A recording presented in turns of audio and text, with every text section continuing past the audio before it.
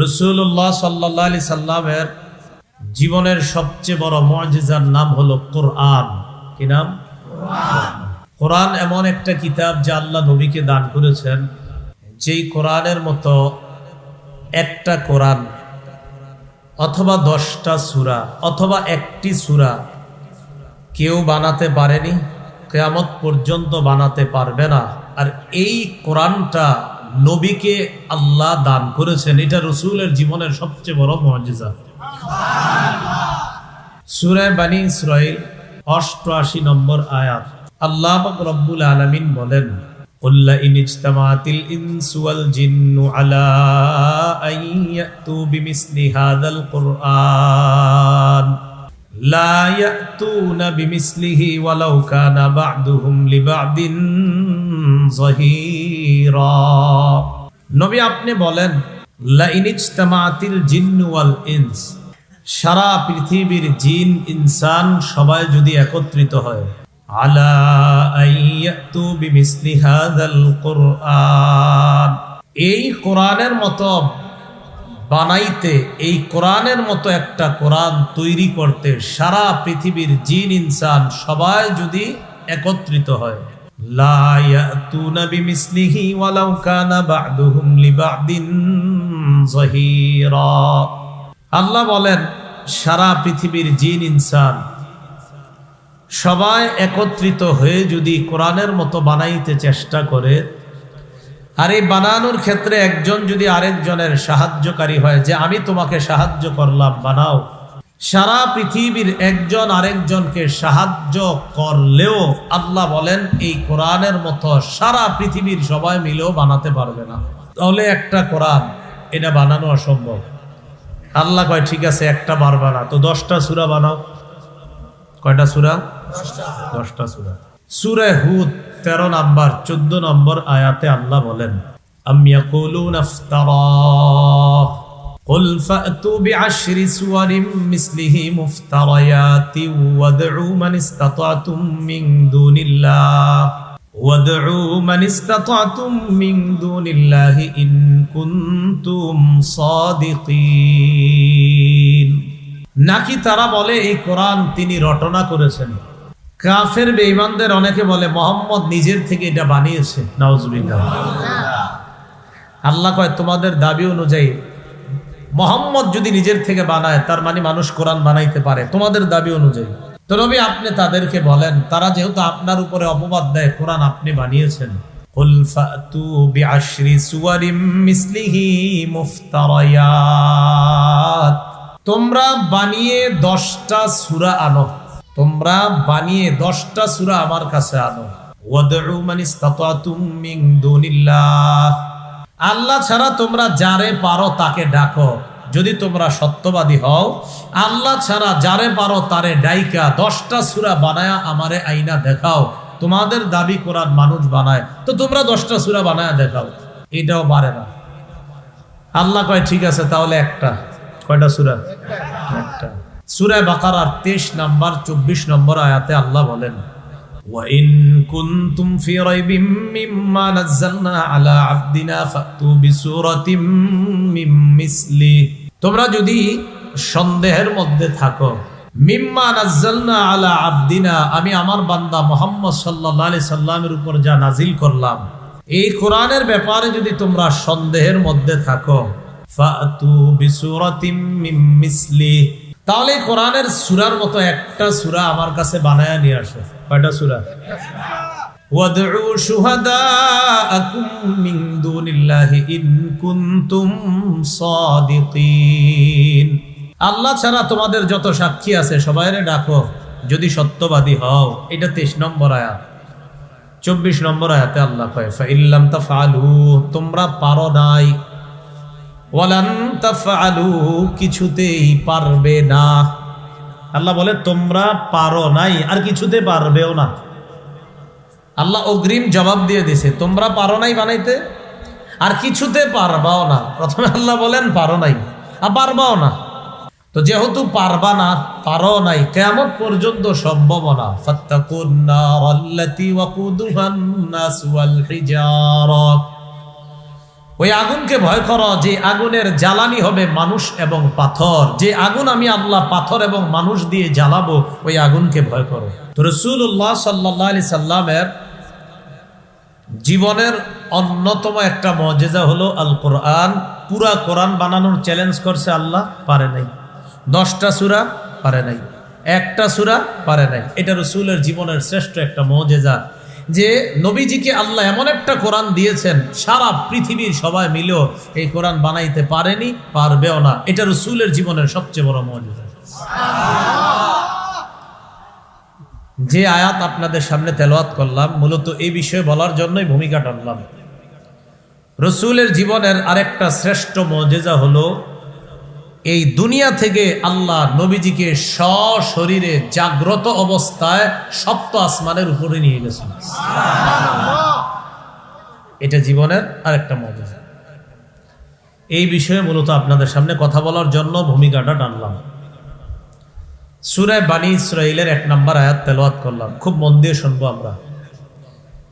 রাসূলুল্লাহ সাল্লাল্লাহু আলাইহি সাল্লামের মেরাজ সম্পর্কে আমরা শুনবো 6টি অংশে আলোচনা। কয়টি? 6টি। 1 নাম্বার আবিধানিক পারিভাষিক অর্থ জানবো, এটা আজকে আমাদের প্রথম আলোচনা হবে। 2 নাম্বার জানবো মেরাজের আগে নবীজির অবস্থা কি ছিল। 3 নাম্বার মেরাজের প্রকৃত ঘটনা হাদিস থেকে আমরা জানবো। 4 নাম্বার জানবো মেরাজ থেকে আসার পরের দিন কি ঘটনা ঘটছে। 5 নাম্বারে আমরা জানবো রাসূলুল্লাহ সাল্লাল্লাহু আলাইহি সাল্লামকে বেঈমানরা যখন উত্ত্যক্ত করলো তখন রাসূল কি করছেন। 6 নাম্বারে জানবো মুসা নবী, ঈসা নবী, ইব্রাহিম নবী আর জিবরাইল দেখতে কেমন। এগুলা হাদিসে যদি থাকে তো আমরা জানবো ইনশাআল্লাহ। প্রথম আমরা যে বিষয়টা জানবো, 2টা আরবি শব্দ আমরা শিখবো আজকে। আমার সাথে বলেন ইসরা, মি'রাজ। একটা হলো ইসরা আর একটা হলো মি'রাজ। ইসরা আর মি'রাজ কাকে বলে? ইসরা এর আবিধানিক অর্থ হলো আস-সাইরু লাইলা, রাতের বেলা ভ্রমণ করা। রাত্রিকালীন ভ্রমণকে বলে ইসরা। রাত্রিকালীন ভ্রমণকে কি বলে? ইসরা। আল ইসরাউ লা ইয়াকুনু ইল্লা বিলাইল, রাত্র ছাড়া ইসরা সম্ভব না। ইসরা লা ইয়াকুনু ইল্লা বিল্লাইল, ইসরা রাত ছাড়া সম্ভব না। রাত্রিকালীন ভ্রমণকে বলা হয় ইসরা। পারিভাষিক অর্থ রিহলাতুন আরদিয়াতুন তাম্মাত বিকুদরতিল্লাহ লিরাসূলিল্লাহি সাল্লাল্লাহু আলাইহি ওয়াসাল্লাম মিনাল মসজিদিল হারাম ইলা বাইতুল মাকদিস। পারিভাষিক অর্থে ইসরা বলা হয় মসজিদে হারাম থেকে বাইতুল মুকাদ্দাস পর্যন্ত আল্লাহর কুদরতে রাসূল সাল্লাল্লাহু আলাইহি সাল্লামের রাত্রিকালীন যেই ভ্রমণটা সংগঠিত হয়েছে এটাকে বলা হয় ইসরা। আমি দুটো পরে আপনাকে জিজ্ঞাসা করবো, খালি সুবহানাল্লাহ কইব না, মুখস্থ করেন। ইসরার পারিভাষিক অর্থ হলো মসজিদে হারাম থেকে বাইতুল মুকাদ্দাস, যে বাইতুল মুকাদ্দাস ফিলিস্তিনের। ইনশাআল্লাহ আমরা আশাবাদী অচিরেই ফিলিস্তিন আমাদের হবে ইনশাআল্লাহ। এই বাইতুল মুকাদ্দাস পর্যন্ত আল্লাহর কুদরতে রাসূল সাল্লাল্লাহু আলাইহি সাল্লামের যে ভ্রমণটি হয়েছে এটাকে বলা হয় ইসরা। তাহলে আপনারা সংক্ষেপে একটা জবাব দেন তো, ইসরার সীমানাটা কোথা থেকে কদ্দূর? বাইতুল্লাহ থেকে বাইতুল মুকাদ্দাস, এটাকে বলা হয় ইসরা। আর মেরাজ কারে বলা হয়? সংক্ষেপে সহজে বুঝবেন, মেরাজ বলা হয় রিহলাতুন সামাওয়িয়াতুন তাম্মাত বিকুদরতিল্লাহি আযজা ওয়াজাল মিন বাইতুল মাকদিস ইলা সিদরাতিল মুনতাহা সুম্মা ইলা লিকাইল্লাহি আযজা ওয়াজাল। মেরাজ বলা হয় যেটা আল্লাহর কুদরতে সংগঠিত হয়েছে বাইতুল মুকাদ্দাস থেকে ইলা সামাওয়াতিল উলা, ঊর্ধ্ব আসমান পর্যন্ত, সুম্মা ইলা সিদরাতিল মুনতাহা, এরপর সিদরাতুল মুনতাহা পর্যন্ত, সুম্মা লিকাইল্লাহি সুবহানাহু ওয়া তাআলা, এরপর আল্লাহর সাথে সাক্ষাৎ পর্যন্ত যেটা হয়েছে এটার নাম মেরাজ। সুবহানাল্লাহ। ইসরা মেরাজ বাইতুল মুকাদ্দাস থেকে আল্লাহ পর্যন্ত, বাস এটা মেরাজ। তাহলে পার্থক্যটা মনে থাকবে না ইনশাআল্লাহ। ইসরার ব্যাপারে আল্লাহ পবিত্র কোরআনের সূরা বনী ইসরাঈলের 1 নম্বর আয়াতে বলেন, সুবহানাল্লাযী আসরা বিআবদিহি লাইলাম মিনাল মাসজিদিল হারামি ইলাল মাসজিদিল আকসা। পুত পবিত্রতা বর্ণনা করছে ওই রবের, ওই সত্তা, আল্লাযী আসরা বিআবদিহি লাইলাম মিনাল মাসজিদিল হারামি ইলাল মাসজিদিল আকসা, যিনি তার বান্দাকে রাতের বেলা ভ্রমণ করিয়েছেন মসজিদে হারাম থেকে মসজিদে আকসা পর্যন্ত। আল্লাযী বারাকনা হাওলা, যেই মসজিদে আকসার চারপাশটাকে আমি বরকতময় বানিয়েছি। কেন? লিনুরিয়াহু মিন আয়াতিনা, যেন আমি আমার নবীরে আমার নিদর্শন দেখাইতে পারি। এই নিদর্শন দেখানোর জন্য মসজিদে হারাম থেকে বাইতুল মুকাদ্দাস পর্যন্ত আল্লাহ রাত্রিকালীন তার নবীকে ভ্রমণ করিয়ে কুদরতিভাবে দ্রুত পৌঁছার ব্যবস্থা করছে। এগুলো ইসরার মেরাজের আবিধানিক অর্থ, পারিভাষিক অর্থ আমরা জানলাম। দ্বিতীয় আলোচনা আমাদের, মেরাজের আগে রাসূল সাল্লাল্লাহু আলাইহি সাল্লামের অবস্থা কি ছিল? সহিহ বুখারীর 3231 নম্বর হাদিস থেকে জানবো আমরা। এই হাদিসের বর্ণনাকারী আম্মা জান আয়েশা সিদ্দিকা রাদিয়াল্লাহু তাআলা আনহা। আম্মা জান আয়েশা সিদ্দিকা রাদিয়াল্লাহু তাআলা আনহা রাসূলুল্লাহ সাল্লাল্লাহু আলাইহি সাল্লামকে বললেন, হাল আতা আলাইকা ইয়াউমুন কানা আশাদ্দা মিন ইয়াউমি উহুদ। হুজুর, আপনার জীবনে কি উহুদের ময়দানে যে কষ্টের সম্মুখীন আপনি হয়েছেন এর চেয়ে কঠিন কোনো দিন কি আপনার জীবনে আসছে? আম্মা জান আয়েশা নবীজিরে বললেন, উহুদের ময়দানে আপনার দাঁত পর্যন্ত শহীদ করে দেওয়া হয়, তো এই উহুদের ময়দানে যে কষ্ট পাইছেন আপনি, এর চেয়ে কঠিন কোনো দিন কি আপনার জীবনে আসছে? فقال رسول الله صلى الله عليه وسلم لقد لقيت ما لقيت من قومك। নবীজি বলেন, আয়েশা, তোমার সম্প্রদায় থেকে যে কষ্ট পাওয়ার আমি পেয়েছিলাম। নবীজি বলেন, ওয়াকানা আশাদ্দু মা লাকিতু মিনহুম ইয়াউমাল আকাবা। উহুদের ময়দানের চেয়ে ভয়ঙ্কর দিন আমার জন্য ছিল আরাফার ময়দান, তায়েফের ময়দান। কিসের ময়দান? তায়েফ, আরাফা না। নবীজি বলেন, আয়েশা, তায়েফের ময়দানে যখন আমি দাওয়াত দেওয়ার জন্য গেলাম, ইযা আরাদতু নাফসি আলা ইবনে আব্দি ইয়ালিল ইবনে কুলাল, এটা এক লোকের নাম। ইবনে আব্দে ইয়ালিল ইবনে কুলাল, এটা একজনের নাম। আমি নিজেকে তার সামনে পেশ করলাম। ফালাম ইউজিবনি ইলা মা আরাদতু, আমি চেয়েছিলাম সে যেন মুসলমান হয়ে যায়, কোনো জবাব দেয় না। উল্টা আমারে রাস্তার মধ্যে ছেড়ে দিয়ে তায়েফের অন্যান্যদেরকে বইলা আমারে পাথর দিয়া মারা শুরু করছে, এমন ভাবে যে পাথর মারতে মারতে আমারে রক্তাক্ত করছে। দাওয়াত তো গ্রহণ করেই নাই। নবীজি বলেন, জানো দাওয়াত গ্রহণ করে নাই দেখা ওয়া আনা ফানতালাকতু আনা মাহমুমুন আলা ওয়াজহি, আমি পেরেশান হয়ে সেখান থেকে ফিরে আসলাম। ফালাম আস্তাফিক ইল্লা ওয়া আনা বিকরনিস সাআলিব, আমি স্বাভাবিক হতে পারছিলাম না। কর্নুস সাআলিব নামে একটা জায়গা আছে, আমি সেখানে আসলাম। ফারাফাতু রাসি, মাথাটা উপরে উঠাইলাম। উঠানোর পর দেখি ফাইদা আনা বিসাহাবা। রাসূলুল্লাহ সাল্লাল্লাহু আলাইহি সাল্লাম বলেন, আমি মাথা উঠাইলাম, উঠায়া দেখলাম এক খণ্ড মেঘ, কদ আযাল্লাতনি, ওই মেঘ আমারে ছায়া দিতেছে। সুবহানাল্লাহ। ফানাযারতু ফাইদা ফিহা জিবরিল, মেঘের মধ্যে ভালো করে তাকায়া দেখলাম জিবরিল আমিন রে দেখা যায়। সুবহানাল্লাহ। জিবরিল জিবরিল আমারে দেখা কয় ইন্নাল্লাহ ক্বাদ সামিআ কাওলা কওমিকা লাকা ওয়া রাদ্দু আলাইকা।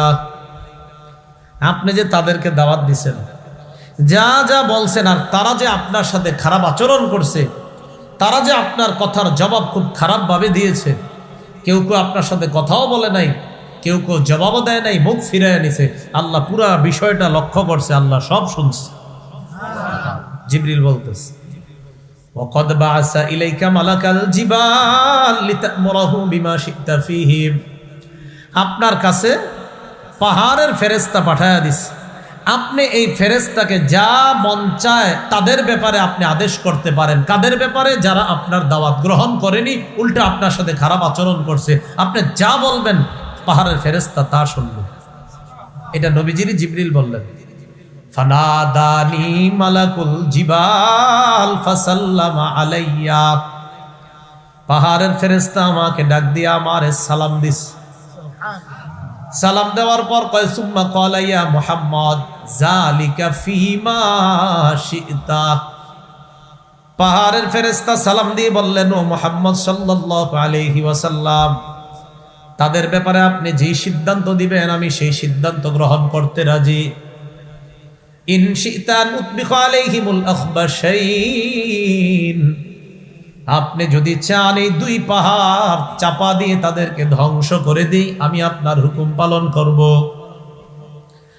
নবীজি জবাব দিলেন, বাল আরজু আই ইউখরিজাল্লাহু মিন আসলাবিহিম মান ইয়া'বুদুল্লাহ ওয়াহদাহু লা ইউশরিকু বিহি শাইআ। নবী বললেন, না না, আমার আশা তারা আমার দাওয়াত গ্রহণ করে নাই, আল্লাহ তাদের ঔরস থেকে এমন সন্তান আসবে তারা গ্রহণ করে নাই, তো কি হয়েছে? তাদের সন্তানরা এক আল্লাহকে এক বলে স্বীকার করবে, এক আল্লাহর তাওহীদ স্বীকার করে শিরিক মুক্ত আল্লাহর ইবাদত করবে, আমার দাওয়াত তারা গ্রহণ করে মুসলমান হয়ে যাবে। তাদেরকে ধ্বংস করুন। পৃথিবীর কোন শাসক পারবে এইভাবে? বলেন, কোন নেতা এইভাবে মাফ করে দিতে পারে? রক্তাক্ত করলো, জুলুম করলো, নির্যাতন করলো, ফেরেশতা কয় শেষ করে দিই, কয় না, এরা গ্রহণ করে না, এদের সন্তান আমার দাওয়াত গ্রহণ করে। রাসূল সাল্লাল্লাহু আলাইহি সাল্লাম খুব কষ্ট পাইছে ওই দিন। আঙ্গুরের বাগানে গেছে, এক কাফের আঙ্গুরের বাগানে গিয়া আল্লাহর কাছে বলতেছে, আল্লাহ ইলামান তাকিলুনি, আপনি আমারে কার কাছে ছেড়ে দিলেন? আল্লাহর বলতেছে, আল্লাহ আমি মনে হয় দুর্বল, তাই তারা আমার কথা গ্রহণ করে না। এই কথাগুলা যখন রাসূলুল্লাহ সাল্লাল্লাহু আলাইহি সাল্লাম বললেন, আল্লাহ কথার মাধ্যমে জবাব না দিয়া কর্মের মাধ্যমে আল্লাহ জবাব দিয়ে দিলেন, জিবরিল যাও, কথার জবাব হবে না, কর্ম দিয়ে জবাব হবে। হাবিবকে দুনিয়া থেকে আসমানে নিয়ে আসো। এই হলো রাসূলের মেরাজে যাওয়ার প্রেক্ষাপট তৈরি হয়ে গেল। রাসূল মক্কা থেকে মদিনায় হিজরত করার 1 বছর বা 1.5 বছর আগে মেরাজ হয়েছে, এটা মনে রাখবেন। বাস প্রসিদ্ধ এবং বিশুদ্ধ বর্ণনা অনুযায়ী হিজরতের 1 বছর বা 1.5 বছর আগে, অর্থাৎ মক্কা থেকে মদিনায় যাওয়ার 1 বছর বা, এই বিষয়গুলো লিখে রাখবেন, নোট করে রাখবেন যে মক্কা থেকে মদিনায় হিজরত করবে যখন নবী, এর 1 বছর বা 1.5 বছর আগে রাসূলের মেরাজ হয়েছে, এটা বিশুদ্ধ বর্ণনা। তো রাসূল সাল্লাল্লাহু আলাইহি সাল্লামকে যখন জিবরিল নিয়ে যাবে, নবীজি সাল্লাল্লাহু আলাইহি সাল্লাম মক্কায় রাতের বেলা ঘরের মধ্যে ঘুমাইতেছে। সুবহানাল্লাহ। সহিহ বুখারীর বর্ণনা 349 নম্বর হাদিস, এত বড় হাদিস, অনেক বড় হাদিস বুখারীর। তবে আমি আপনাদেরকে এখন বুখারীর বর্ণনা, মুসলিম শরীফের বর্ণনা শোনাবো, বাকি আগে বুখারীর বর্ণনাটা শুনে নেন। বুখারীর সামান্য একটু বর্ণনা শুনুন। 349 নম্বর হাদিসের অংশ বিশেষে নবীজি সাল্লাল্লাহু আলাইহি সাল্লামের সাহাবী আনাস বলেন, কানা আবু যাররিন রাদিয়াল্লাহু তাআলা আনহু ইউহাদ্দিস। আবু যার গিফারি রাদিয়াল্লাহু তাআলা আনহু বর্ণনা করেন, আন্না রাসূলুল্লাহ সাল্লাল্লাহু আলাইহি ওয়াসাল্লাম قال ففرج عن سقف بيتي وانا بمكة। আমি মক্কায় রাতের বেলা ঘুমাই, যেই ঘরে ঘুমাই ওই ঘরের ছাদ ফাঁকা করা হয়েছে। হঠাৎ দেখি ছাদ ফাঁকা, কি ঘটনা? কি ছাদ ফাঁকা হইল? মুহাদ্দিসিনে কেরাম লেখেন, ছাদ ফাঁকা হওয়া কি দরকার? কেন জিবরিল আমিন কি ছাদ ছাড়া আওয়ার জায়গা ছিল না? তো সাত দিয়ে কেন আসলো? মুহাদ্দিসিনে কেরাম লেখেন যে সাত ফাঁকা করে জিবরিল আজকে আসার অর্থ হলো এই যে নবী যেন প্রথমেই বুঝতে পারে আজকে অন্যরকম কিছু ঘটতে যাইতেছে, তাই জিবরাইল অন্য জায়গা দিয়ে না এসে আজকে সাত দিয়ে আসছে। সুবহানাল্লাহ। নবী বুঝতে পারে যে আলাদা কিছু ঘটবে আজকে। কি ঘটবে? যে এখন সাত ফাঁকা হয়েছে, একটু পরে আসমান ফাঁকা হয়ে আপনি যাবেন।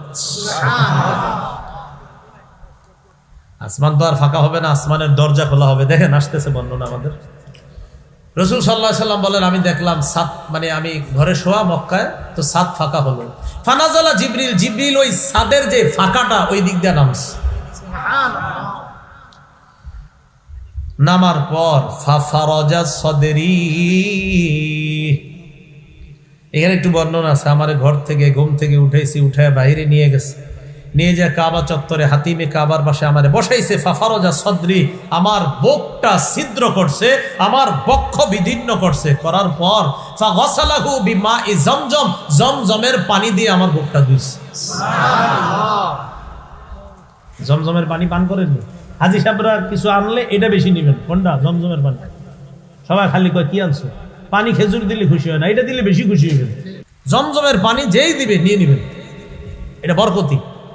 সব সময় চেষ্টা করে একটু একটু মিশায় মিশায় প্রতিদিন জমজমের পানি খাবেন।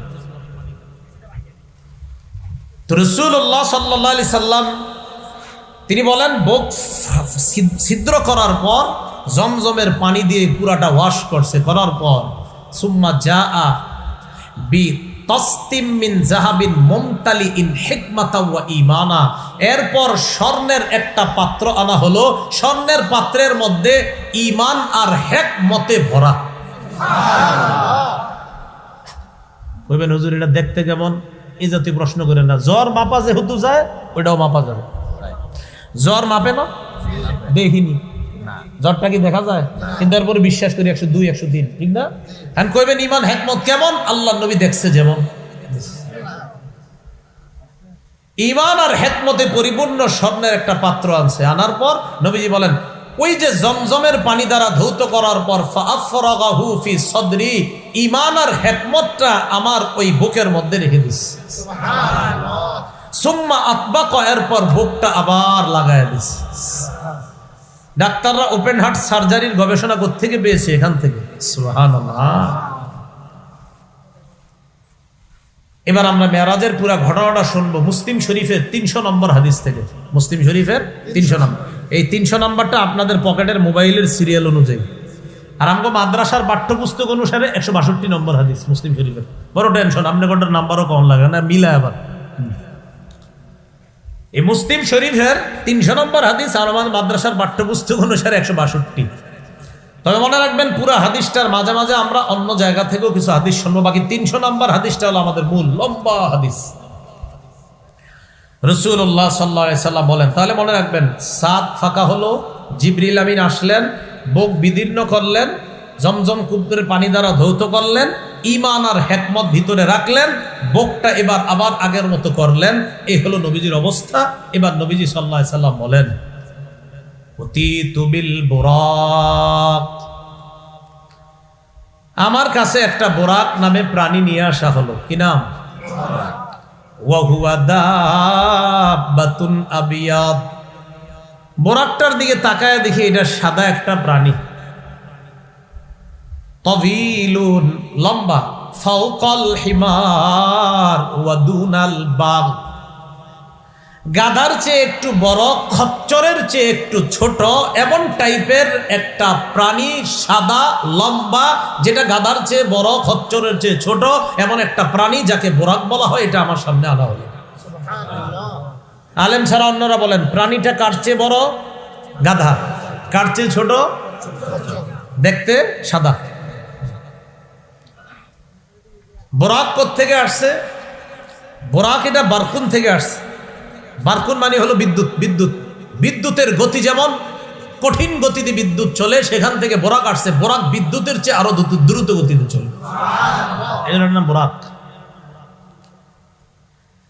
তো রাসূলুল্লাহ সাল্লাল্লাহু আলাইহি সাল্লাম বলেন, এটা কেমন জানো? ইয়াদউ হাফিরাহু ইনদা মুনতাহা তারফিহি, এটার দৃষ্টির সীমানা যেখানে গিয়ে পড়বে এক লাফে সেখানে যাবে। সুবহানাল্লাহ। এই ব্যাপারে তিরমিজি শরীফের একটা হাদিস শুনি। মুসলিম শরীফের হাদিস কিন্তু শেষ হয়নি, আমরা আবার আসতেছি 300 নম্বর হাদিসের একটু অংশ জানলাম, আবার আসতেছি। তিরমিজি শরীফের 3131 মানে 3131 নম্বর হাদিসের বর্ণনা। আনাস রাদিয়াল্লাহু তাআলা আনহুর বর্ণনা, তিনি বলেন আন্না রাসূলুল্লাহ সাল্লাল্লাহু আলাইহি ওয়াসাল্লাম উতিয়া বিল বুরাক, রাসূলুল্লাহ সাল্লাল্লাহু আলাইহি সাল্লামের কাছে বুরাক আনা হলো। এই বুরাক নবীজির সামনে যখন আনা হয় কেমন ছিল? কয় মুল জামান মুসরাজা, জিন পোষ পরিহিত আর লাগাম বাঁধা। জিন পোষ বুঝেননি? যেটা বসবে আর কি উপরে, জিন পোষ পরিহিত আর লাগাম বাঁধা, এরকম অবস্থা আছে। বোরাক নবীর সামনে দাঁড়ায়া ফাস্তাসআবা আলাইহি, বোরাকের উপর যে নবী উঠবে ওঠাটা কষ্টসাধ্য করে ফেলছে, বোরাক স্থির হচ্ছে না। ফাকালা লাহু জিবরিল, জিবরিল বোরাককে বলল আবি মুহাম্মাদিন তাফআলু হাদা মা রাকিবাকা আহাদুন আকরামু আলাল্লাহি মিনহু। বোরাক, তুমি কি নবীর সাথে এমন করবা? তিনি কিন্তু অন্য কেউ নয়, তার নাম হলো মুহাম্মদ সাল্লাল্লাহু আলাইহি ওয়াসাল্লাম। মনে রাখবা, আল্লাহর সৃষ্টির মাঝে তার চেয়ে সম্মানিত কেউ তোমার পিঠে চড়ে নাই। মা রাকিবাকা আহাদুন, কেউ তোমার পিঠে চড়ে নাই। আকরামু আলাল্লাহি মিনহু, আল্লাহর কাছে অধিক সম্মানিত তার চেয়ে আর কেউ নাই। মনে রাখবা, আল্লাহর কাছে সবচেয়ে সম্মানিত মানুষটি যিনি, তিনি মুহাম্মদ সাল্লাল্লাহু আলাইহি সাল্লাম, তার চেয়ে শ্রেষ্ঠ কেউ তোমার পিঠে চড়ে নাই, এটা তুমি মনে রাখবা। রাসূল কয়, জিবরিল এটা বলার পর ফারফাদ্দা আরাকা, বুরাক তখন মানে রাসূলের এই কথা শুই না বুরাক ঘর্মাক্ত হয়ে গেছে শরীরে, বুরাকের শরীর ঘামায়া গেছে, যে আমি কার সামনে এত লাফালাফি করলাম, শরীর ঘামায়া গেছে। এলো তিরমিজির বর্ণনা। এবার আবার মুসলিম শরীফের বর্ণনায় চলে আসে, বুরাক সামনে নবীজির, ওই যে 300 নম্বর হাদিস। فقال رسول الله صلى الله عليه وسلم ركبته حتى اتيت بيت المقدس, আমি বুরাকে চললাম, চলার পর বাইতুল মুকাদ্দাস পর্যন্ত আসলাম। আলেম ছাড়া অন্যরা জবাব দেন, বাইতুল্লাহ থেকে বাইতুল মুকাদ্দাস পর্যন্ত ভ্রমণকে কি বলা হয়? মাশাআল্লাহ মাশাআল্লাহ, ভালো ছাত্র, ইসরা। নবীজি বলেন রকিবতুহু হাত্তা আতাইতু বাইতুল মাকদিস, আমি বুরাকে চড়লাম, চড়ার পর বাইতুল মুকাদ্দাসে পৌঁছলাম। ফারাবাতুহু বিল হালকাতিল্লাতি কানা ইয়ারবিতু বিহিল আম্বিয়া, ওই খুঁটিটার মধ্যে আমি আমার বুরাকটাকে বাঁধলাম। সাধারণত নবীগণ ভ্রমণ করার পর এই মসজিদে যখন আসতেন তখন তারা তাদের বাহনটা যেই খুঁটির মধ্যে বাঁধতেন, আমিও আমার বুরাক ওই খুঁটির মধ্যে বাঁধলাম। নবীরা এই বাইতুল মুকাদ্দাসে আসতেন তো তারা একটা খুঁটির মধ্যে তাদের বাহনটা বাঁধতেন। নবীজি বলেন, আমিও বুরাকটাকে ঠিক ওই খুঁটির সাথে বাঁধলাম যেই খুঁটিতে অন্যান্য নবীগণ তাদের বাহন বাঁধত। তো বাঁধার পর ফাদাখালতুল মাসজিদা, মসজিদে প্রবেশ করলাম। ফাসাল্লাইতু ফীহি রাকাতাইন, 2 রাকাত সালাত আদায় করলাম। অন্য বর্ণনায় সমস্ত নবীদেরকে সেখানে উপস্থিত করা হয়েছে, আর আমার নবীর পিছনে সবাই 2 রাকাত সালাতুন নফল, নফল সালাত আদায় করছে। সুবহানাল্লাহ। রাসূলুল্লাহ সাল্লাল্লাহু আলাইহি সাল্লাম বলে, নামাজ আদায় করার পর সুম্মা খরজতু, আমি বাইতুল মুকাদ্দাস থেকে বের হলাম। বের হওয়ার পর ফাজাআনি জিবরিল আলাইহিস সালাতু ওয়াস সালাম বিইনাইম মিন খামরিন ওয়া ইনাইম মিন লাবান, আমি মসজিদ থেকে বের হলাম। বের হওয়ার পর দেখি জিবরিল আমার সামনে 2টা পাত্র আনছে। কয়টা? 2টা। একটার মধ্যে মদ আর একটার মধ্যে দুধ, একটা মদ আর একটা দুধ। ফাখাসতুল লাবানা, আমি দুধের পাত্র নিলাম, নেওয়ার পর পান করলাম। জিবরিল আমিন আমাকে বললেন, ইখতারতাল ফিতরাতা, আপনি সঠিকটা গ্রহণ করেছেন। সুবহানাল্লাহ। এই বর্ণনায় জানলাম নবীজি সাল্লাল্লাহু আলাইহি সাল্লাম দুধ আর মদের মধ্যে কোনটা গ্রহণ করছেন? দুধ।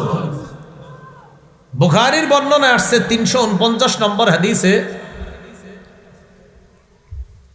বুখারীর 4709 নম্বর হাদিসে আসছে, আবু হুরায়রা রাদিয়াল্লাহু তাআলা আনহু বলেন, উতিয়া রাসূলুল্লাহ সাল্লাল্লাহু আলাইহি সাল্লাম লাইলাতা উসরিয়া বিহি বিকাদাহাইনি মিন লাবানিন ওয়া খামরিন।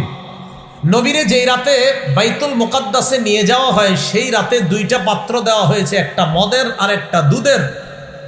নবীজি সাল্লাল্লাহু আলাইহি সাল্লাম বলেন, আমি দুধের পাত্রটা গ্রহণ করলাম, পান করলাম। জিবরিল আমিন তখন বললেন, আলহামদুলিল্লাহিল্লাযী হাদাকা লিল ফিতরা, সমস্ত প্রশংসা আল্লাহর, যে আল্লাহ আপনাকে সঠিকটা গ্রহণ করার জন্য তৌফিক দান করছে। জিবরিল কয়, হাবিব লাউ আখাস্তাল খামর, আপনি যদি দুধ না গ্রহণ করে মদ গ্রহণ করতেন, লাগাওয়াত উম্মাতুকা, আপনার সব উম্মত পথভ্রষ্ট হয়ে যেত। আপনি সঠিকটা গ্রহণ করছেন।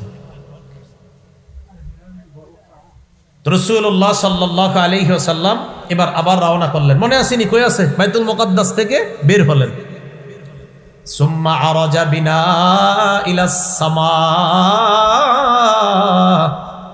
আল্লাহ নবী বলেন, আমাকে প্রথম আসমান পর্যন্ত নিয়ে যায়। প্রথম আসমানের কাছে যাওয়ার পর ফাস্তাফতাহা জিবরিল, জিবরিল আসমানের দরজা খোলার অনুমতি চায়। জিবরিল দরজা খোলার অনুমতি চায়। বড় ফেরেশতার নাম কি? তো তিনি আবার আরেকজনের কাছে অনুমতি কেন চায়? খুব ভালো করে বুঝবেন। ফেরেশতা আর নবী বলেন, সব মানুষ বলেন, সবার চেয়ে শ্রেষ্ঠকে মুহাম্মদ সাল্লাল্লাহু আলাইহি সাল্লাম। তাহলে সবার চেয়ে শ্রেষ্ঠ ফেরেশতা জিবরিল, আবার তার চেয়ে শ্রেষ্ঠ মুহাম্মদ সাল্লাল্লাহু আলাইহি সাল্লাম। এমন এক নবীরই নিয়ে জিবরিল গেছে, যাওয়ার পর জিবরিল অনুমতি চাইতেছে। এই জায়গাটা মনে রাখেন, গুরুত্বপূর্ণ কথা আছে এখানে, যে জিবরিল বড় ফেরেশতা হওয়ার পরেও অনুমতি চাইতেছে।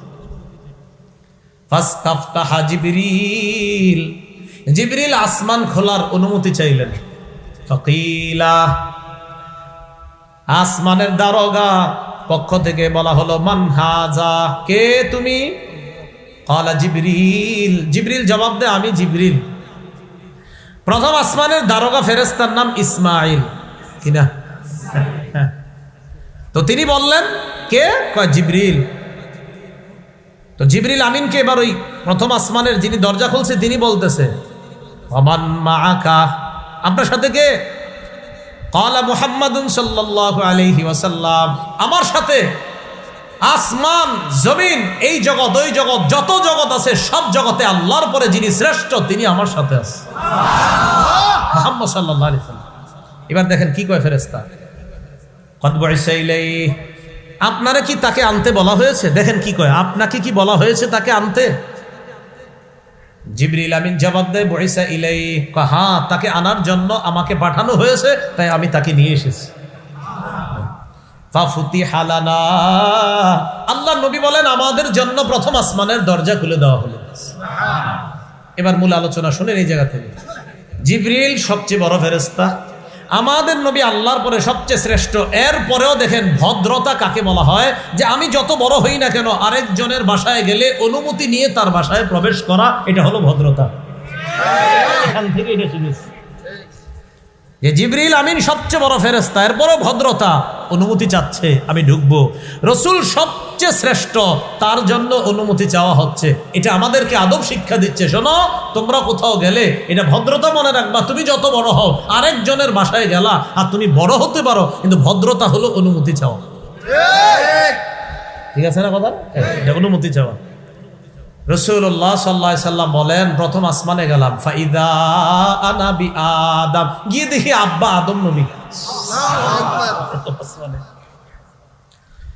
ফারহাবা বি ওয়া দাআলি বিখাইর, আদম নবী আমারে স্বাগত জানাইছে, মারহাবান বলে আমারে স্বাগত জানাইছে। আমার ছেলে আসছে, সুবহানাল্লাহ। ওয়া দাআলি বিখাইরিন, আমার জন্য কল্যাণের দোয়া করছে। কিসের দোয়া? কল্যাণের দোয়া করছে। তাহলে মুসলিম শরীফের 300 নম্বর হাদিস শুনতেছি। এই জায়গা থেকে আবার বুখারীর 349 নম্বর হাদিসের একটু অংশ শুনে আসি। আমি বললাম জিবরিলকে, মান হাদা, জিবরিল এটাকে? জিবরিল আমিন জবাব দেয়, হাদা আদম, ইনি হলেন আদম। ওয়া হাযিহিল আসবিদাতু আন ইয়ামিনিহি ওয়া আন শিমালিহি নাসামু বানি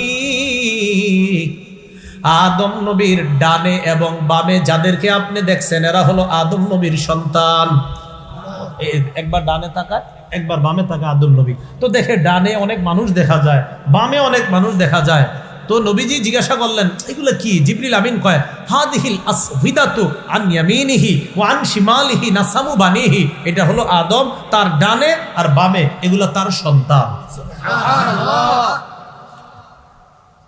তো এবার জিবরিল আমিন নবীজিকে বলে ফাআহলুল ইয়ামিনি মিনহুম আহলুল জান্নাহ। আদম নবীর ডান পাশে যারা তারা হলো জান্নাতি, তারা।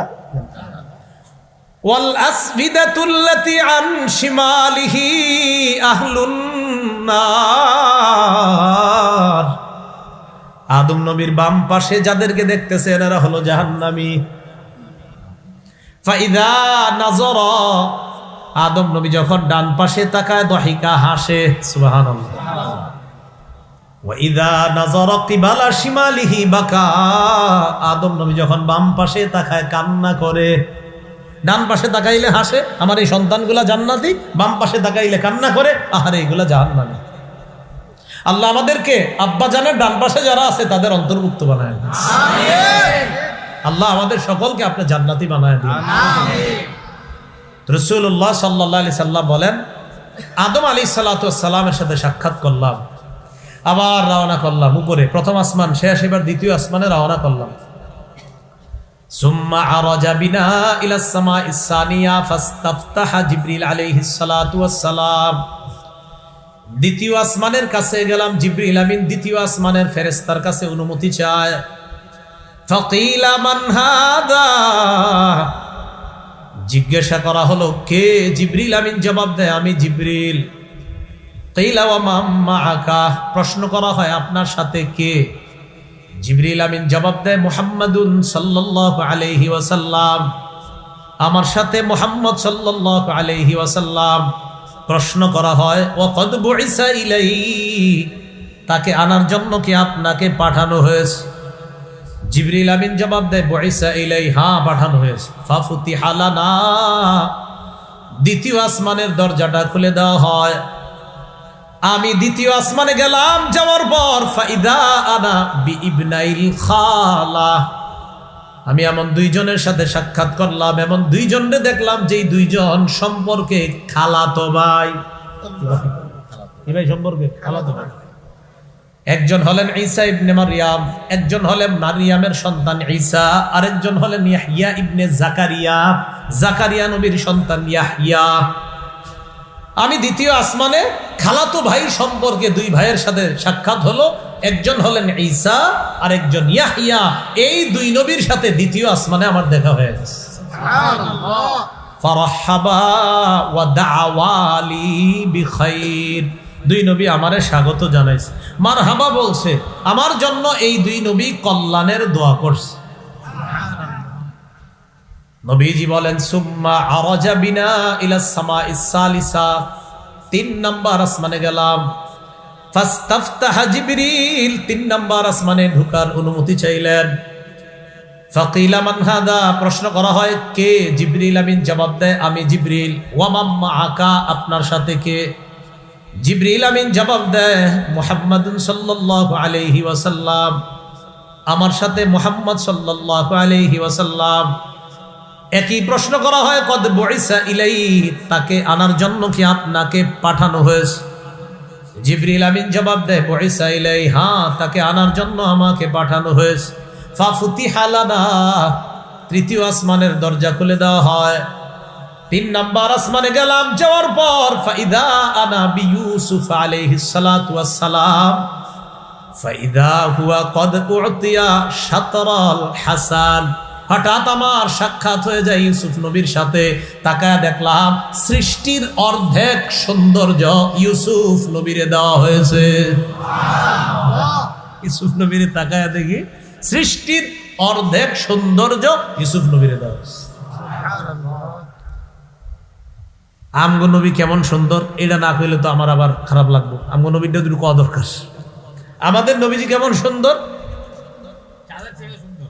সহিহ বুখারীর হাদিস থেকে জানি, সহিহ বুখারীর বর্ণনা 3552 নম্বর হাদিস। বারা ইবনে আযিব রাদিয়াল্লাহু তাআলা আনহুর বর্ণনা, তাকে জিজ্ঞাসা করা হলো আকানা ওয়াজহু রাসূলিল্লাহ সাল্লাল্লাহু আলাইহি সাল্লাম মিসলা সাইফ, রাসূলুল্লাহ সাল্লাল্লাহু আলাইহি সাল্লামের চেহারা মোবারকটা কি তরবারির মতো সুন্দর ছিল?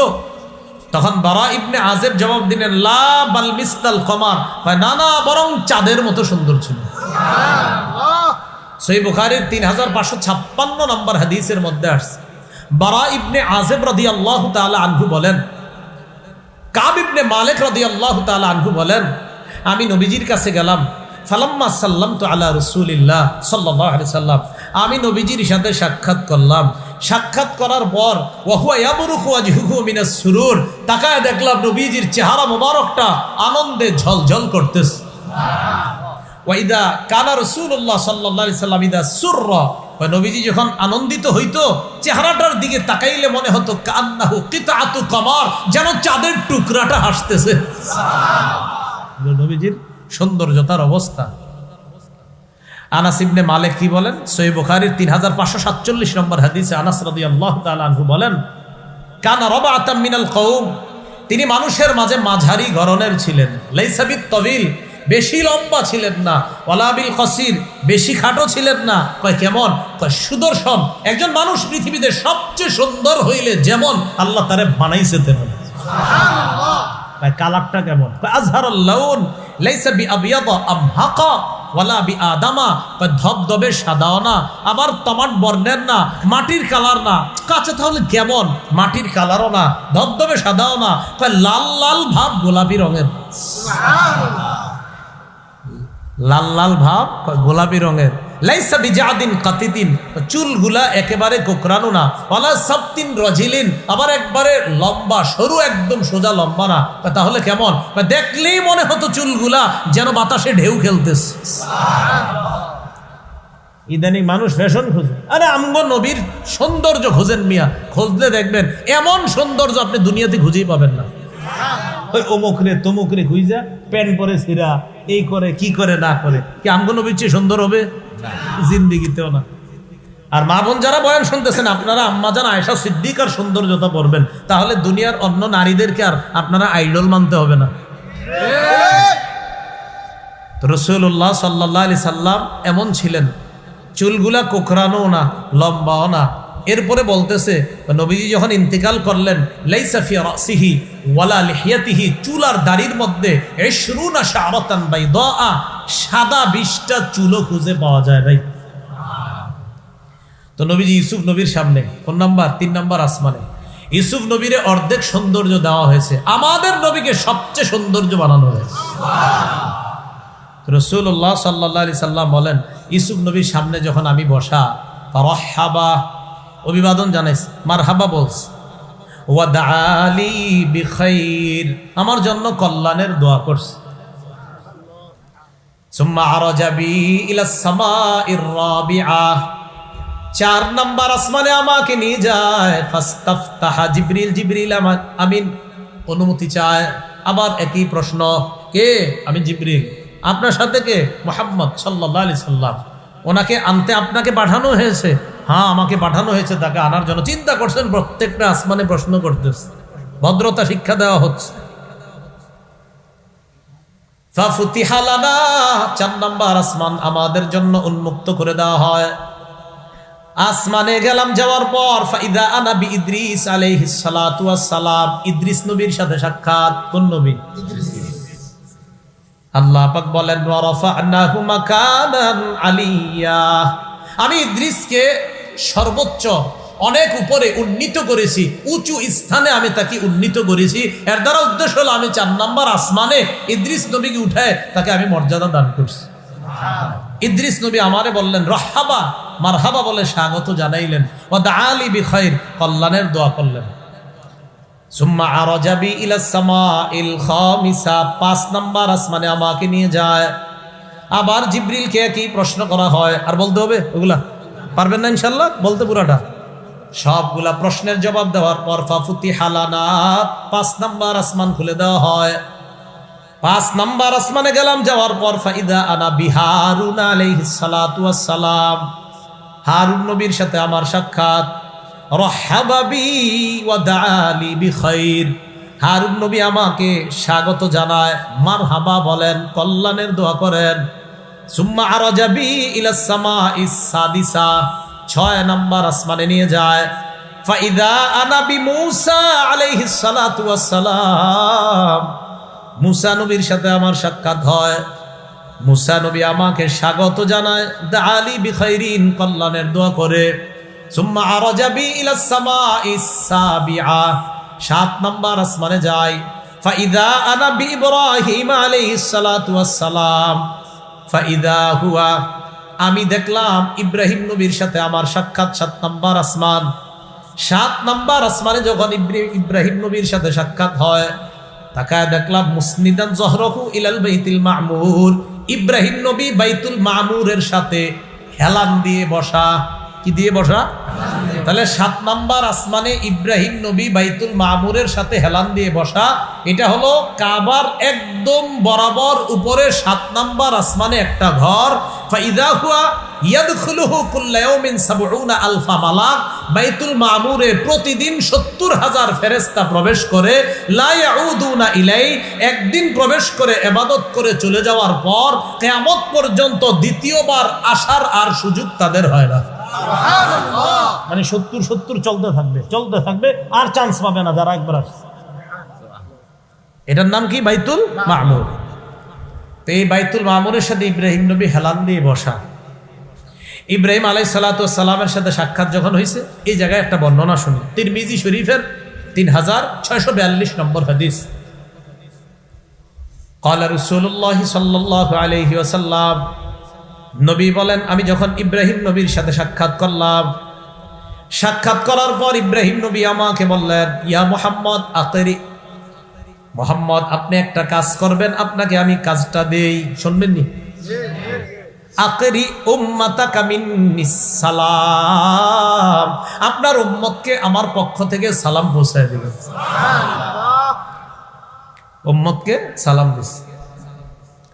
আরেকটা বিষয় বলে দিবেন, ওয়া আখবিরহুম, আপনার উম্মতকে জানায় দিবেন, আন্নাল জান্নাতা, জান্নাতটা এমন একটা জায়গা, এই জান্নাতের জায়গাটা তাইয়্যিবাতুত তুরবা, মাটিটা সুগন্ধি সমৃদ্ধ, সব সময় ঘ্রাণ ছড়াইতে থাকে। সুবহানাল্লাহ, তাইয়্যিবাতুত তুরবা, সব সময় সুগন্ধি ছড়াইতে থাকে। আর আরেকটা বিষয় বলে দিবেন, আযবাতুল মা, জান্নাতের পানি সুমিষ্ট সুস্বাদু পানি। আপনার উম্মতকে গুরুত্বপূর্ণ যে বিষয়টা বলবেন, আরেকটা বিষয় বলবেন, আন্নাহা কিআন, জান্নাত হলো খোলা ময়দান, ফাঁকা ময়দান। জান্নাত তো আমরা কি থাকবো কি ফাঁকা ময়দানে? লাগবে নি কিছু, বাড়িঘর লাগবে নি? নবীজি বলেন, আপনার উম্মতকে জানায় দিবেন, আন্নাহা কিআন, জান্নাত হলো একটা সমতল ভূমি। ওয়া আন্না গিরাসাহা লা ইলাহা ইল্লাল্লাহ, নবী ইব্রাহিম বলেন, আপনার উম্মতকে জানায় দিবেন, জান্নাত হলো সমতল ভূমি, এই ভূমির মধ্যে আপনার উম্মতকে গাছ লাগাইতে বলবেন। আন্না গিরাসাহা, এই সমতল ভূমিতে তারা 4টা তাসবির মাধ্যমে গাছ লাগাইবে। সুবহানাল্লাহ, আলহামদুলিল্লাহ, লা ইলাহা ইল্লাল্লাহ, আল্লাহু আকবার। আম্মা উম্মতকে বলে দিবেন এই 4টা বাক্য বেশি বেশি পড়তে, আর সমতল ভূমিটা এই বাক্যের মাধ্যমে গাছ লাগায়া পরিপূর্ণ করতে। সুবহানাল্লাহ, তাহলে জান্নাত মাটিটা সুগন্ধিযুক্ত, আর পানিটা সুমিষ্ট, ময়দানটা খালি। এটা সুবহানাল্লাহ, আলহামদুলিল্লাহ, লা ইলাহা ইল্লাল্লাহ, আল্লাহু আকবার, এগুলোর মাধ্যমে এটা সাজাইতে হবে। আল্লাহ আমাদেরকে এই তাসবিহাতগুলা বেশি আদায় করার তৌফিক দান করুন। ইব্রাহিম নবীর সাথে সাক্ষাতের পর আরেকটা বর্ণনায় আসছে, ইব্রাহিম আলাইহিস সালাতু ওয়াস সালামের আশেপাশে ছোট ছোট বাচ্চা। জিবরিল আমিনরে বললেন, এরা কারা? যারা মারা গেছে এমন অবস্থায়, মা বাবা নিয়ত করছিল আলেম বানাবে, হাফেজ বানাবে, বানাইতে পারে না, আগে মারা গেছে। আল্লাহ পাক ইব্রাহিম নবীর ক্লাসে ভর্তি করায় দিয়া ওই আশা আল্লাহ পূরণ করবে। এ হলো 7 নম্বর আসমান। সুম্মা আরাজা বি ইলা সিদরাতিল মুনতাহা, এরপর আমাকে সিদরাতুল মুনতাহার কাছে নিয়ে যাওয়া হয়। সিদরা এটা হলো 7ম আসমানে আরশের ডান পাশে একটা কুল জাতীয় গাছ, কুল বৃক্ষ, কুল বড়ি বলেন না, এই কুল জাতীয় গাছ আরশের ডান পাশে। এই গাছটা এমন, রাসূল সাল্লাল্লাহু আলাইহি সাল্লাম বলেন, ফালাম্মা গাশিয়া মিন আমরিহি মা গাশিয়া, এই গাছটার উপরে যখন আল্লাহর কোনো হুকুম আসে, এটা তাগাইয়ারত, রংটা এত পরিবর্তন হয়, পৃথিবীর কোনো মানুষের ভাষা নাই সেই রঙের বর্ণনা দেওয়া। সুবহানাল্লাহ। নবীজি বলেন, আমি এটার পাতা দেখছি আর এটার ফলগুলা দেখছি। ফাইদা ওয়ারাকুহা কাআজনাম, আমি এটার পাতা দেখে দেখলাম, ফাইদা ওয়ারাকুহা কাআজানিল ফিল, আমি দেখলাম হাতির কানের মতো এটার পাতাগুলা বড় বড়। ওয়াসামারুহা কাল তিলাল, এটার ফলগুলা বিশাল বড় বড় ড্রামের মতো, বিশাল বড় বড় মটকার। তাহলে পাতাগুলা হাতির কানের মতো আর ফলগুলা বিশাল বড় বড় মটকার মতো। সিদরাতুল মুনতাহা, মুনতাহা মানে সমাপ্ত। বলেন মুনতাহা মানে সমাপ্ত। সিদরাতুল মুনতাহা মানে হলো সমস্ত মাখলুকাতের জ্ঞানের সমাপ্তি, যেখানে গিয়ে শেষ। এরপর কি আছে আল্লাহ ভালো জানে, এরপর কি আছে কে জানে? আল্লাহ। এই একটা বর্ণনা। আরেকটা, ফেরেশতারা সিদরাতুল মুনতাহা পর্যন্ত, এতটুক পর্যন্ত তাদের সমাপ্তি। এরপর কি ফেরেশতাদের আর জানা দরকার নাই। ফেরেশতারা সিদরাতুল মুনতাহা পর্যন্ত যেতে পারে, এতটুকু গিয়ে আল্লাহর হুকুম বিধিনিষেধগুলা শোনে। তো মুনতাহা মানে সমাপ্ত। মাখলুকাত যা আছে সবার সমাপ্তি ওখানে শেষ হয়ে যায়। এরপর কি আছে না আছে এটা আল্লাহ ভালো জানেন। এজন্য এটার নাম হলো ঊর্ধ্ব জগৎ, আর নিম্ন জগতের মাঝখানে একটা সমাপ্তি সীমা রেখা, এর জন্য এটার নাম সিদরাতুল মুনতাহা। রাসূলুল্লাহ সাল্লাল্লাহু আলাইহি সাল্লাম বলেন, এরপর আমি সেখান থেকে ফিরে আসলাম। সেখানে যাওয়ার পর কি ঘটনা ঘটছে না ঘটছে সাহাবায়ে কেরামের মাঝেও মতভেদ, বাস এতটুকু। সিদরাতুল মুনতাহা গেলাম, সেখানে রবের সাথে সাক্ষাৎ, এই বিষয়ে বর্ণনা আছে। সেখান থেকে যখন ফিরে আসলাম, আসার সময় ফারাজাতু ইলা মুসা, মুসা আলাইহিস সালামের কাছে আসলাম। মুসা নবী আমাকে বলে, ঘটনা কি, কি দিছে আপনাদের? কিছু দিছেনি?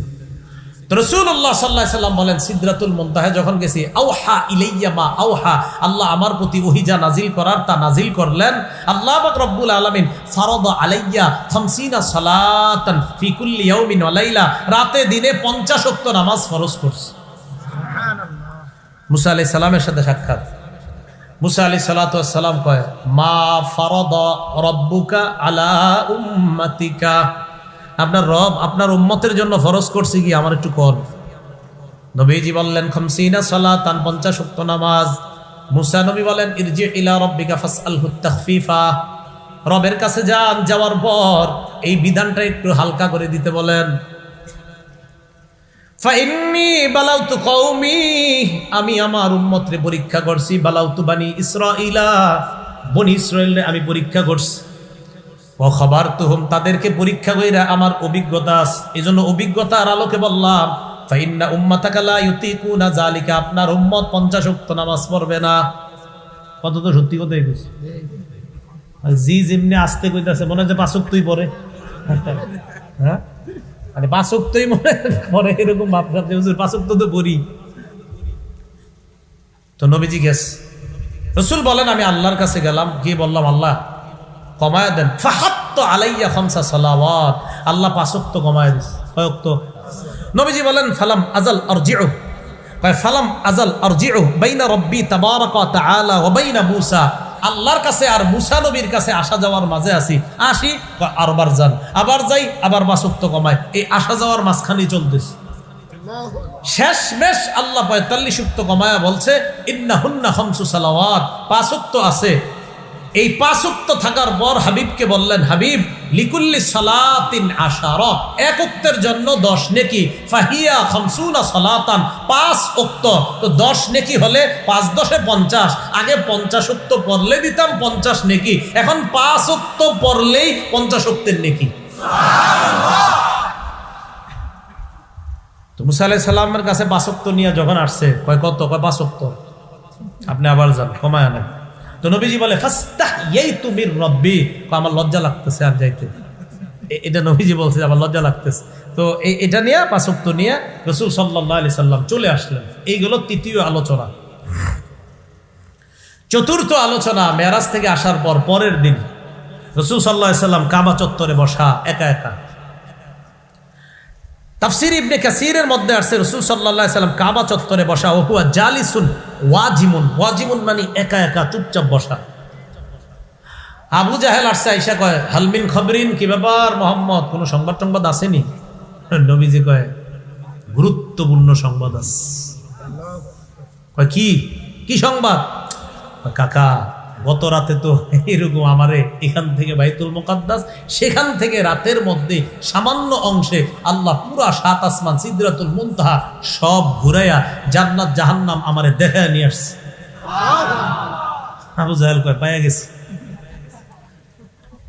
আমারে যেটা বলছো তুমি কি সবাইরে বলতে পারবা? কি কইতাছে দেখেন, আতুখবিরুহুম বিমা আখবারতানি বিহি, আমারে যেটা বলছো সবাইরে ডাইকা আনলে বলতে পারবা? রাসূল সাল্লাল্লাহু আলাইহি সাল্লাম বললেন নাম, হ্যাঁ বলতে পারবো, সমস্যা নেই। আবু জাহেল ডাকলো, হাইয়া মাশারা কুরাইশ, ও কুরাইশরা আসো আসো। ফাজতামাউ মিন আনদিয়াতিহিম, নেতা যা আছে সবাই আসছে। আসার পর নবীজিকে আবু জাহেল বলল, আখবির কওমাকা বিমা আখবারতানি বিহি, আমারে একা একা সকালে যা বলছো এবার সম্প্রদায়কে সব বলো। রাসূল সাল্লাল্লাহু আলাইহি সাল্লাম বলা শুরু করলেন। ইতিমধ্যে আবু বকর সিদ্দিককে খবর দেওয়া হলো, আবু বকর নবী এই কথা বলে, তোমার নবী। কয় তাই নাকি? কয় হ্যাঁ। আতুকাজ্জিবুনা আলাইহি, তোমরা কি এগুলো মিথ্যা প্রতিপন্ন করছো নবীরে? কয় হ্যাঁ, এগুলো তো মিথ্যা কথাই। কয় নবী কি এটা বলছে? কয় হ্যাঁ। কয় লাউ ক্বালাহু লা সাদাকা, যদি নবী বলে থাকে সত্য কথা বলছে। কি সুন্দর কথা, কয় লাউ ক্বালাহু লা সাদাকা, তিনি বলে থাকলে সত্য কথা। রাসূলুল্লাহ সাল্লাল্লাহু আলাইহি সাল্লাম যখন নাকি তারা সবাই মিলেমিশে ধরছে, এবার 5 নম্বর আলোচনা। তারা কয়, এটা সহিহ বুখারীতে আছে 3886 নম্বর হাদিস, এই হাদিসের মধ্যে আসছে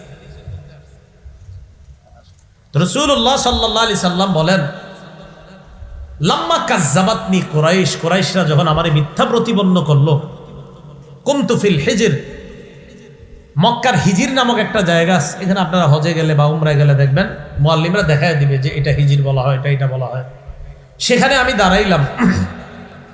দাঁড়ানোর পর আল্লাহর কাছে আমি চিন্তা করতে, আল্লাহ এখন আমি কি করবো? এরা আমারে বলতেছে নিদর্শন বলতে, আমি কি দেখছি? এরা কয় বাইতুল মুকাদ্দাস, কেমন আমারে বলতে বলে? রাসূলুল্লাহ সাল্লাল্লাহু আলাইহি সাল্লাম বলেন, ফাজালাল্লাহু লি বাইতুল মাকদিস বা ফাজাল্লাল্লাহু লি বাইতুল মাকদিস, আল্লাহ বাইতুল মুকাদ্দাসটা আমার সামনে সরাসরি তুলে ধরছে। সুবহানাল্লাহ। ফাতাফিকতু উখবিরুহুম আন আয়াতিহি ওয়া আনা আনজুরু ইলাইহি, দেখেন রাসূল বলেন আমি দেখে দেখে বাইতুল মুকাদ্দাসের বিবরণ তাদের সামনে তুলে ধরলাম, তাদের সামনে উপস্থাপন করলাম। তো এরপরে আরো ঘটনা আছে। আবু জাহেল বিশ্বাস করে না, কয় আরে এটা জাদু টাদু দেখাইতেছে, এই সেই বলছে। কিন্তু রাসূল সাল্লাল্লাহু আলাইহি সাল্লাম এটা বলার পর কিছু কাফেলার কথা বলছে যে অমুক কাফেলা অমুক দিন আসবে। ওই কাফেলা আসার পর তাদের সাথে এই ঘটনা ঘটছে, আমি দেখছি শুনছি। আবু জাহেল আসার পর সবার সামনে জিজ্ঞাসা করেছিল, এবং রাসূল যে মেরাজ করছে এই সত্যতাও মিলছে, এবং অসংখ্য অগণিত মানুষ তাদের সাক্ষ্যের ভিত্তিতে মুসলমান হয়েছে।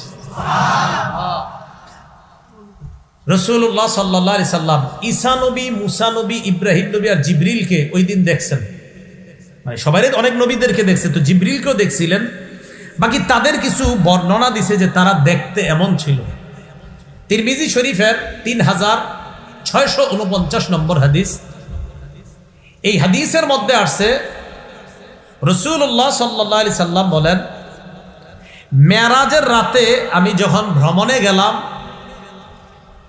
আমি মুসা আলাইহিস সালাতু ওয়াস সালামকে দেখলাম, দরবুম মিনার রিজাল কান্নাহু মিন রিজালি শানুআ, শানুআ একটা এলাকার নাম। এই এলাকার মানুষগুলা দেখতে যেমন মুসা নবীরে দেখতে তেমন দেখা যায়। ওয়ারাআইতু ঈসা ইবনে মারইয়াম, আমি ঈসা নবীরে দেখলাম, ফাইদা হুয়া আকরাবুন নাসু বিহি শাবাহা, ঈসা নবীরে দেখে আমার মনে হলো ফাইদা হুয়া আকরাবুন নাসি বিহি শাবাহা, ঈসা নবীরে দেখতে মনে হলো উরওয়া ইবনে মাসউদ আস-সাকাফি, আমার সাহাবী উরওয়া ইবনে মাসউদ দেখতে যেমন ঈসা নবীরে আমার কাছে অনেকটা তেমন মনে হয়েছে। সাহাবী নবীর সাহাবীর মতো, ঈসা নবী কত আগে চলে গেছে। ওয়ারাআইতু ইব্রাহিম আলাইহিস সালাতু ওয়াস সালাম, ইব্রাহিম নবীরে দেখলাম, ফাইদা হুয়া আকরাবু বিহি শাবাহান বিহি সাহিবুকুম ইয়ানি নাফসা। ইব্রাহিম নবীরে দেখা মনে হলো তোমাদের এই সাথীর মতো, অর্থাৎ ইব্রাহিম নবীরে দেখতে অনেকটা আমি নবী মুহাম্মদের মতো। ইব্রাহিম নবীরে দেখলাম, ফাইদা হুয়া আকরাবু বিহি শাবাহান বিহি সাহিবুকুম, ইব্রাহিম নবীরে তোমাদের এই সাথী অর্থাৎ মুহাম্মদ সাল্লাল্লাহু আলাইহি সাল্লাম দেখতে যেমন ইব্রাহিম নবীরে ঠিক অনেকটা এমন মনে হয়েছে। ওয়া রাআইতু জিবরিল আলাইহিস সালাতু ওয়াস সালাম, জিবরিলকে দেখলাম, ফাইদা হুয়া আকরাবু বিহি শাবাহান, জিবরিল আমিন দেখে আমার কাছে মনে হলো জিবরিল আমিন দেখতে ফাইদা হুয়া আকরাবু বিহি শাবাহান বিহি দিহিয়া ইবনে খলিফা আল কালবি, আমার সাহাবী দিহিয়া। এই দিহিয়া যারা আপনারা দাহিয়া হিসেবে চিনেন, তার আরবি নামটা হলো দিহিয়া। এই দিহিয়া দেখতে যেমন জিবরিল আমিন যখন মানুষের রূপ ধরে তারে দেখতে ঠিক তেমন লাগে। এই হলো রাসূল সাল্লাল্লাহু আলাইহি সাল্লামের মেরাজের রাতের মোটামুটি আপনার বিশুদ্ধ বর্ণনা অনুযায়ী একটা আলাপন জানলাম যাওয়া থেকে আসা পর্যন্ত। এখন আপনাদের কাছে আমার জানা, বলেন তো ইসরা কাকে বলা হয়? মেরাজ কাকে বলা হয়? আল্লাহর নবী পুরস্কার নিয়ে আসছে কি? প্রথমে কয়েকটা ছিল, শেষে কয়েকটা, এই 5 ওয়াক্ত সবাই পড়েননি, মানে ইনশাল্লাহ পড়বো। তো এই জন্য আমরা ইনশাল্লাহ 5 ওয়াক্ত নামাজ আদায় করব 50 ওয়াক্তের সওয়াব পাওয়ার জন্য। মেরাজের রাতের সবচেয়ে বড় শিক্ষা হলো আমাদের জন্য রাসূল নামাজ নিয়ে আসছেন। এই জন্য এই নামাজ আমরা মসজিদে গিয়ে যার যার এলাকায় আদায় করার চেষ্টা করবো ইনশাআল্লাহ।